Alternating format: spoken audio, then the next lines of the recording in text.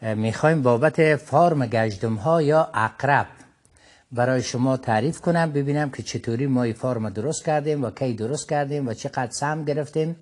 و چطوری ما اینا را غذا بهشان میدیم و چطور از اینا سهم گرفته می شود. به نام خدا.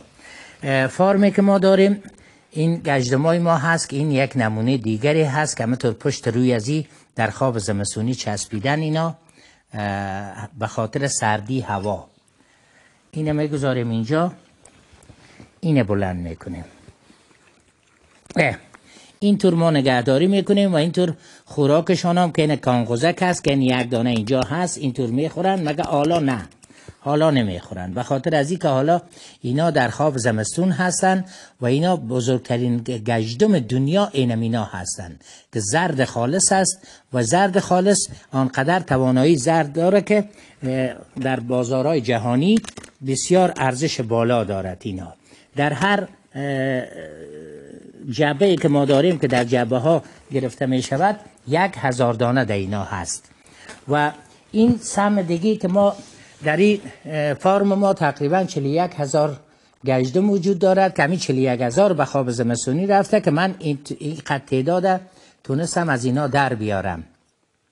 که به شما نشان بدم که ما 2 نمونه گژدم داریم و از 4000 دانه اینا هستن، 41000 اینا داخل فارم هستن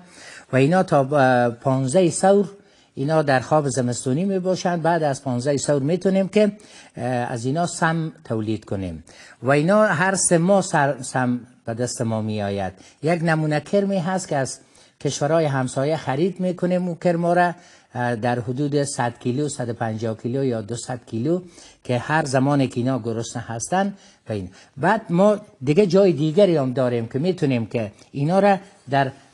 چیزایی بگذاریم که مثل ازی باشه، در هر دانه ازی 10 دانه گذاشته میشه، 10 دانه که هم به غذایش برسیم، هم به آبش برسیم، هم به تولید زهر ما برسیم که او الان فعلا در اینجا وجود نداره به خاطر از اینکه زیرزمین ما گرم نگه داشتیم، به خاطر همین 41000 گژدم و اون 4000 قبلی ما که این یک نمونه زهر ما هست که این برای داروهایی که خودم برای لکای سفید یا ویتلیگو می سازیم، برای از 41 کشور مریض دارم و این برای اون سم ها هست و اینی سم میارهای جهانی دارد که این تقریبا 100 گرم است و هر گرم از این در بازارهای جهانی $14,000 خرید و فروش میشه و این هم که با میارهای بین المللی باشه، با استانداردها باید باشه.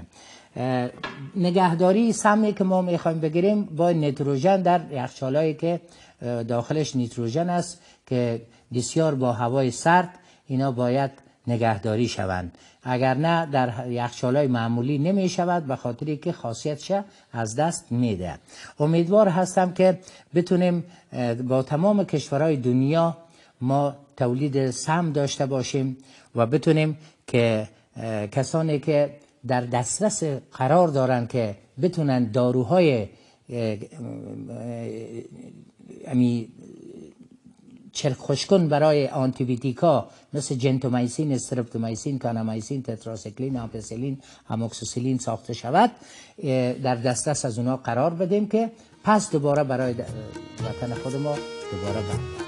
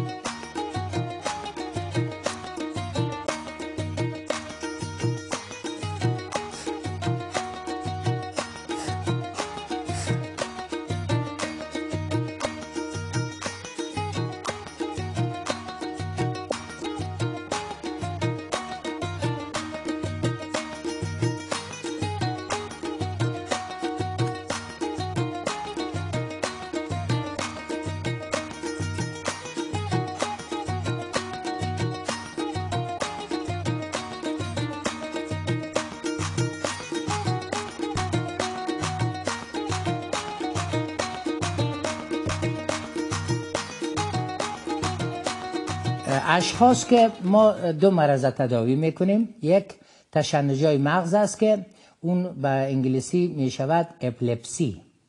و دوم است ویتلیگو. ویتلیگو لکه های سفید پوست است، اپلپسی تشنجای مغز است که چپه میشه انسان، که ما به زبان خود ما میگیم میرگی یا لکه سفید پیس.